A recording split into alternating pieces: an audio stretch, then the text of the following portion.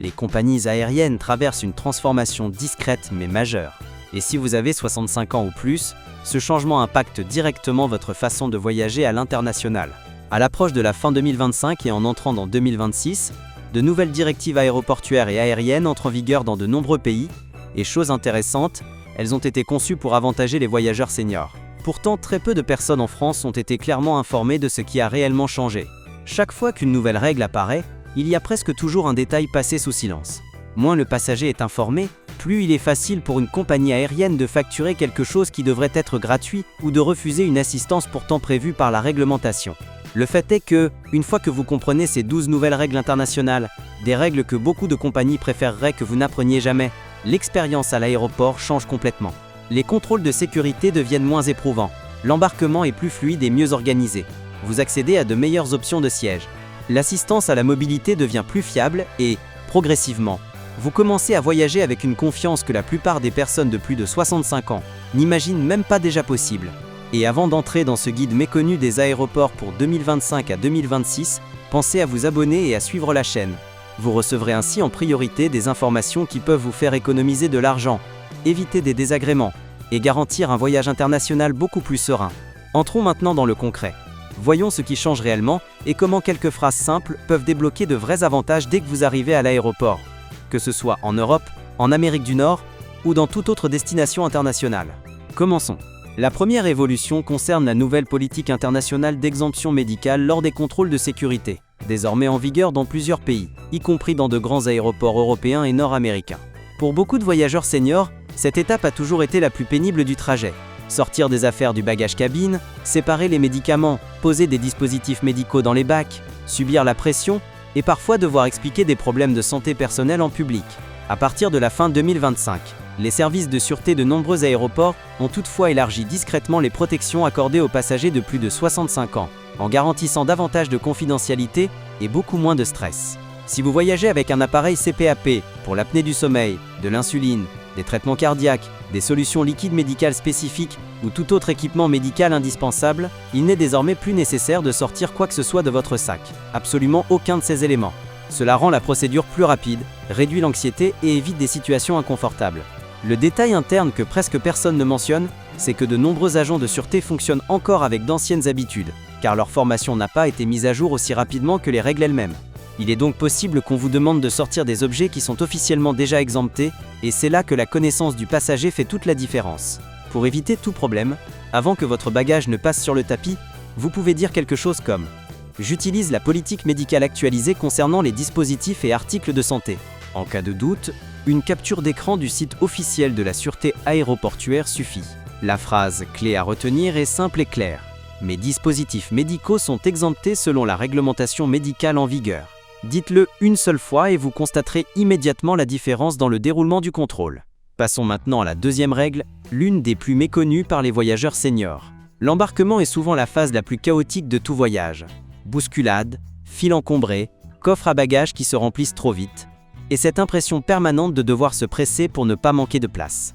Or, selon les nouvelles réglementations, si vous avez plus de 65 ans et présentez la moindre limitation de mobilité, même légère comme de l'arthrose, des douleurs aux genoux ou une difficulté à rester debout longtemps, vous avez droit à l'embarquement assisté. Même sans utiliser de fauteuil roulant, ce dispositif vous permet d'embarquer plus tôt, de trouver une place pour votre bagage cabine sans stress et de vous installer avant l'arrivée de la foule.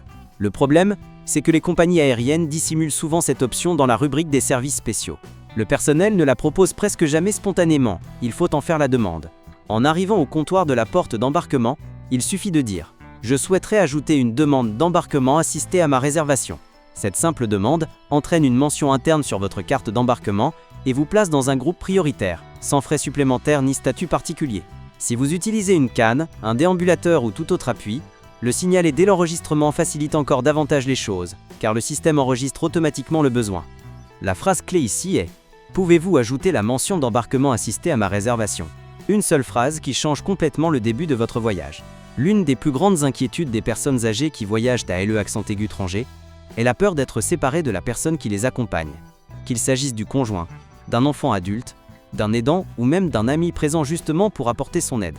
Cependant, entre la fin de 2025 et tout au long de l'année 2026, une mise à jour majeure des règles d'accessibilité a complètement changé la donne.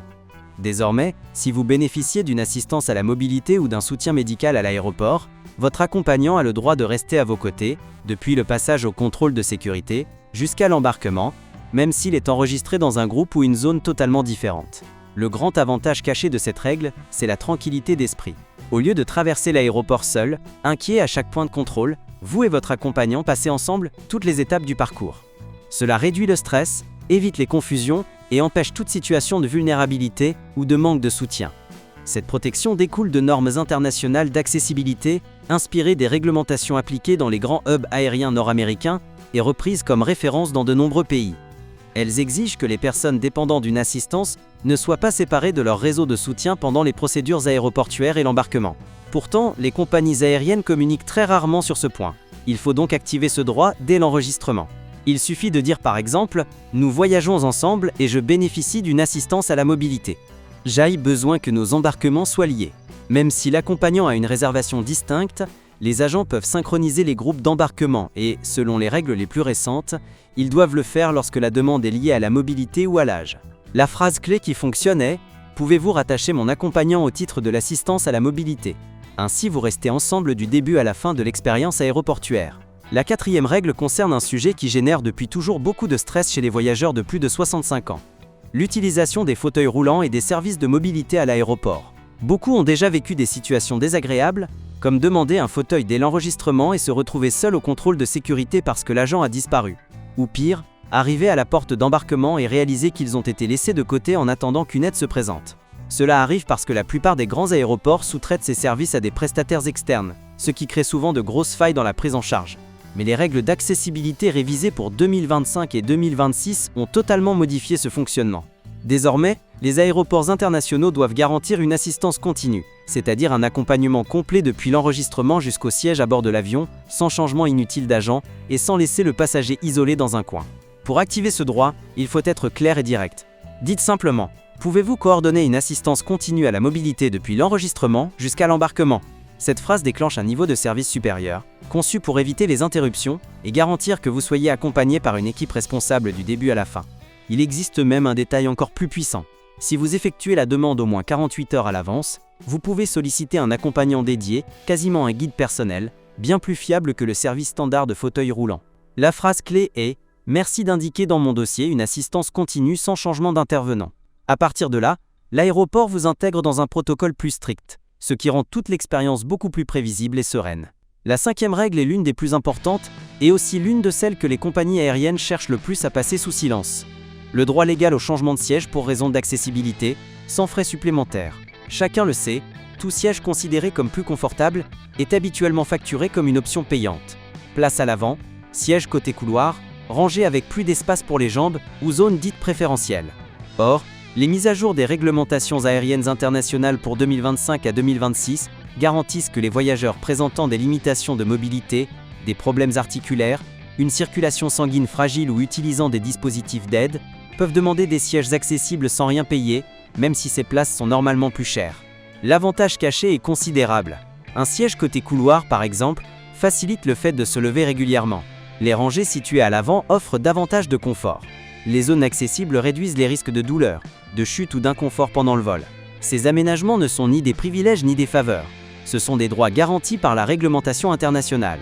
Mais comme souvent, les compagnies ne les accordent que lorsque le passager utilise les bons termes. Il suffit de dire à l'agent « J'ai besoin d'un siège accessible pour des raisons de mobilité ». Selon la réglementation aérienne en vigueur, aucun certificat médical n'est requis, une explication simple suffit. Si l'agent hésite, demandez à parler au responsable accessibilité ou au référent chargé de la résolution des réclamations, un agent spécialement formé que chaque compagnie aérienne est tenue de désigner et qui a l'autorité immédiate pour valider des sièges accessibles. La phrase clé est « Je demande un siège accessible conformément à la réglementation en vigueur, pouvez-vous vérifier les disponibilités ?» Elle fonctionne parce qu'elle est précise, courtoise et ferme. La sixième règle concerne un point essentiel, le stockage approprié des médicaments. De nombreux voyageurs seniors transportent de l'insuline, des traitements cardiaques ou des médicaments nécessitant une température contrôlée. Ce que peu de gens savent, c'est que les coffres à bagages au-dessus des sièges peuvent fortement chauffer, ce qui peut compromettre l'efficacité de certains traitements. C'est pourquoi les règles aériennes révisées pour 2025 à 2026 prévoient que, sur demande, l'équipage doit placer les médicaments sensibles dans le réfrigérateur de l'avion. Ce n'est ni un service exceptionnel, ni une faveur, c'est une obligation dès lors que le passager en fait la demande avant ou pendant l'embarquement. L'avantage caché est une tranquillité totale. Au lieu de vous inquiéter de la chaleur dans votre bagage cabine, vous avez la certitude que vos médicaments sont conservés dans de bonnes conditions, sous la responsabilité directe de l'équipage. La plupart des personnels navigants connaissent cette règle, mais la mentionnent rarement car elle ajoute une tâche supplémentaire. C'est pourquoi la procédure ne s'active que si le passager en fait la demande. Dès votre entrée à bord, dites simplement « J'ai des médicaments qui doivent être réfrigérés. Pouvez-vous les placer dans le réfrigérateur de l'équipage ?» Mettre les médicaments dans une petite pochette clairement identifiée facilite le travail de l'équipage et garantit qu'ils vous seront rendus rapidement à la fin du vol. La phrase clé qui garantit le bon stockage de vos médicaments est simple et directe. Ce médicament doit être conservé à température contrôlée. La réglementation aérienne autorise son stockage en cabine. Cette déclaration courte, ferme et polie évite toute discussion, protège votre santé pendant le vol et empêche que votre traitement soit traité comme un objet ordinaire. Beaucoup de voyageurs seniors ignorent cette règle et passent des heures à s'inquiéter inutilement. Lorsque vous utilisez la bonne formulation, toute la procédure change. Votre demande cesse d'être perçue comme optionnelle et devient un droit clairement encadré. Règle numéro 7, l'accès discret aux espaces calmes et aux salons dédiés à l'accessibilité. La majorité des voyageurs pensent que seuls ceux qui possèdent une carte haut de gamme, un billet très cher ou un statut élite peuvent accéder au salon. Pourtant, les mises à jour internationales en matière d'accessibilité prévues pour la fin 2025 et tout au long de 2026 ont ouvert une possibilité peu connue. Les personnes de plus de 65 ans qui utilisent une aide médicale ou un dispositif de mobilité peuvent désormais accéder à des salles calmes ou à des zones de repos spécifiques. Il ne s'agit pas de luxe, mais d'espaces conçus pour réduire les stimulations, se reposer en sécurité ou attendre une assistance à la mobilité sans le stress d'un terminal bondé. En réalité, plusieurs grands aéroports internationaux appliquent déjà cette mesure de manière discrète. Des plateformes comme Paris-Charles de Gaulle, Amsterdam Schiphol, Francfort ou Londres Heathrow permettent aux passagers bénéficiant d'un embarquement assisté d'attendre dans des zones plus tranquilles pendant la prise en charge. Pour les voyageurs plus âgés, souvent fatigués après de longues correspondances, la différence est considérable. L'avantage invisible est énorme, moins de bruit, plus de confidentialité, une meilleure hydratation, un repos réel et un environnement sans pression. C'est idéal pour préserver son énergie, mais très peu de personnes le savent, car ces espaces sont rarement mis en avant par les aéroports. Pour activer ce droit, il suffit de demander où se trouve la salle d'accessibilité ou l'espace calme de l'aéroport, à condition d'être déjà enregistré comme passager en embarquement assisté. Bien souvent, un agent vous y accompagne directement. La phrase clé doit être claire. Je bénéficie de l'embarquement assisté. Suis-je éligible à l'espace calme ou à la zone d'accessibilité? Une seule question qui transforme complètement l'attente avant le vol. Règle numéro 8. La pochette médicale isotherme qui ne compte pas comme bagage. C'est l'une des règles les plus discrètes et aussi l'une des plus utiles pour les voyageurs qui dépendent de médicaments devant rester au frais, comme l'insuline ou certains traitements cardiaques. À partir de la fin 2025, les autorités de sûreté aéroportuaire dans de nombreux pays autorisent officiellement un troisième article exclusivement réservé aux besoins médicaux, incluant les petites pochettes thermiques pour médicaments sensibles à la température, les solutions liquides médicales ou certains équipements de santé. Et cette pochette ne compte pas dans la limite des bagages cabine. Concrètement, cela signifie que vous pouvez embarquer avec votre valise cabine, votre article personnel comme un sac à main ou un sac à dos, et votre pochette médicale isotherme, sans frais supplémentaires et sans devoir tout réorganiser au contrôle de sécurité. Le problème, c'est que de nombreux agents appliquent encore d'anciens protocoles et remettent en question ce troisième article, surtout lorsque le passager ne semble pas connaître ce droit. Si cela arrive, restez calme et dites simplement « Il s'agit de ma pochette médicale autorisée par la réglementation actuelle sur les articles médicaux en cabine ». Si vous souhaitez clore la discussion immédiatement, montrer une capture d'écran de la page officielle des autorités aéroportuaires concernant cette politique suffit généralement. La phrase clé est « Cette pochette médicale est exemptée, elle contient des articles de santé protégés par la réglementation en vigueur. Utilisez-la une seule fois et vous ne serez plus jamais bloqué à cause de votre sac isotherme. » Règle numéro 9. Les mots précis qui changent totalement la façon dont vous êtes pris en charge à la porte d'embarquement. Beaucoup de voyageurs arrivent à la porte et disent simplement « J'ai besoin d'aide ». Or, en 2025 à 2026, les systèmes des compagnies aériennes ne réagissent pas à cette phrase générale, mais à des termes précis. Il existe une formulation qui change immédiatement l'attitude de l'équipe au sol. J'ai une demande de service spécial enregistrée sur ma réservation. Lorsque vous dites cela, le système vous identifie automatiquement comme un passager bénéficiant d'une demande de service spécial. Ce statut indique que vous avez droit à l'embarquement prioritaire, à une assistance à la mobilité, à un suivi renforcé lors des correspondances. Surtout, cette mention vous accompagne tout au long du voyage, y compris pendant les escales. Vous pouvez également appeler la compagnie aérienne avant le départ et demander simplement « Merci d'ajouter une assistance à la mobilité pour passagers de plus de 65 ans à ma réservation ». À votre arrivée à l'aéroport, l'agent voit immédiatement cette information apparaître à l'écran. La phrase clé officielle est « Pouvez-vous confirmer la mention de service spécial pour l'embarquement et l'assistance à la mobilité sur ma réservation ?» Prononcée avec assurance, elle déclenche des protocoles internes qui garantissent une prise en charge prioritaire, sans que vous ayez à supplier pour obtenir de l'aide. Règle numéro 10. Protégez votre bagage cabine contenant des articles médicaux et essentiels. Lorsque l'avion est plein, il arrive souvent que les agents en porte d'embarquement fassent pression pour enregistrer les bagages cabine en soute. Mais il existe une règle très claire, renforcée dans les réglementations aériennes pour 2025 à 2026, qui protège particulièrement les voyageurs seniors. Si votre bagage contient des articles médicaux, des dispositifs d'assistance ou des objets essentiels à votre confort et à votre santé, il ne peut pas vous être retiré sans votre consentement. Cela inclut les appareils pour l'apnée du sommeil, les coussins thérapeutiques, les cannes, les nébuliseurs, les lecteurs de glycémie ou les pochettes de médicaments indispensables. L'avantage caché est considérable. Tout reste avec vous, évitant la chaleur excessive, les dommages ou le risque de perte. Si quelqu'un insiste pour enregistrer votre bagage, dites calmement. Il s'agit d'un bagage médical. La réglementation impose son maintien en cabine. Ajouter une étiquette médicale visible sur la poignée du sac aide encore davantage, car le personnel est formé pour éviter de manipuler ce type d'équipement. La phrase clé officielle est « Je dois garder ce bagage avec moi pour des raisons de santé, il est protégé par la réglementation sur les bagages médicaux ». Une seule phrase, aucune discussion, votre bagage est sécurisé. À partir de la fin de 2025 et tout au long de l'année 2026, de nombreuses compagnies aériennes, en Europe comme à l'international, ont également commencé à appliquer discrètement une politique que très peu de voyageurs connaissent. L'exonération de plusieurs frais pour les passagers de plus de 65 ans. Cela n'apparaît ni sur le site internet, ni dans les emails de réservation, ni dans l'application de la compagnie. C'est un avantage invisible qui ne s'active que lorsque vous en faites explicitement la demande. Celui qui ne demande pas paye. Ce que peu de personnes réalisent, c'est que ces exonérations peuvent représenter de vraies économies, et pas de simples montants symboliques. Dans de nombreux cas, il est possible d'éliminer des frais de service téléphonique, des coûts de changement de siège, des frais de modification le jour même, et même certaines pénalités normalement inévitables. Mais rien de tout cela ne fonctionne si vous attendez que la compagnie vous le propose spontanément. C'est au passager d'activer l'avantage, en particulier lorsque le billet a été acheté via un site tiers. Lorsque vous parlez à un agent, la formulation idéale est simple et directe. Pouvez-vous appliquer l'exonération de frais pour les passagers de plus de 65 ans à ma réservation ?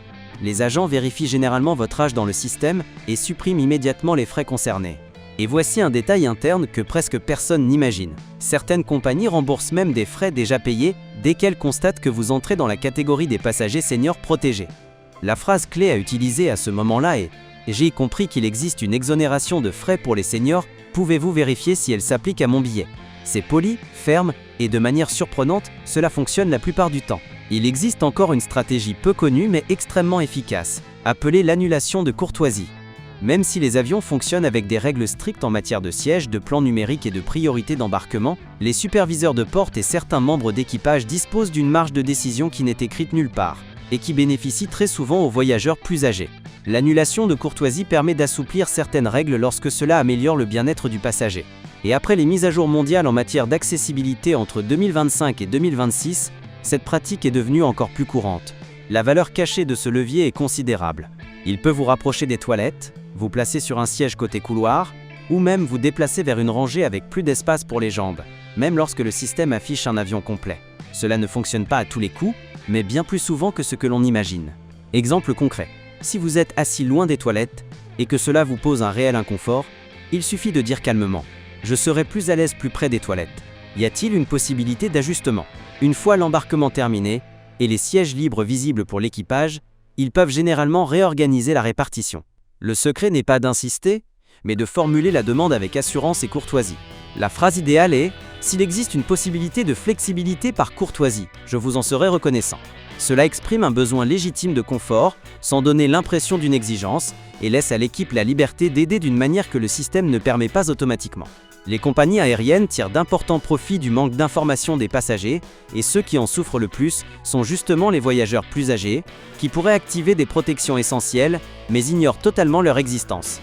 À mesure que l'on arrive à la fin de 2025 et que l'on entre pleinement en 2026, l'ensemble de ces nouvelles politiques, des exonérations de frais au droit à l'embarquement assisté, en passant par les sièges accessibles, la protection des accompagnants, les règles de conservation des médicaments, l'assistance continue à la mobilité et les dispenses tarifaires, transforment profondément l'expérience du voyage. Lorsque vous savez activer ces protections, vous embarquez plus sereinement, vous gardez vos objets essentiels à portée de main, vous évitez des frais injustifiés, vous circulez dans l'aéroport avec plus de confiance, et vous ne dépendez plus de la bonne volonté de quiconque pour exercer des droits qui existent déjà. Ces avantages ne sont pas des faveurs, ce sont des droits. Et lorsqu'un voyageur senior utilise les bons mots, toutes ces politiques que beaucoup d'agents préfèrent ne pas mentionner deviennent obligatoires.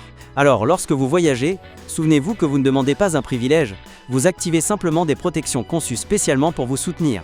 Et maintenant, dites-moi quel a été le meilleur avantage ou la meilleure amélioration inattendue que vous ayez reçue en voyage. Votre expérience pourrait apparaître dans la prochaine vidéo.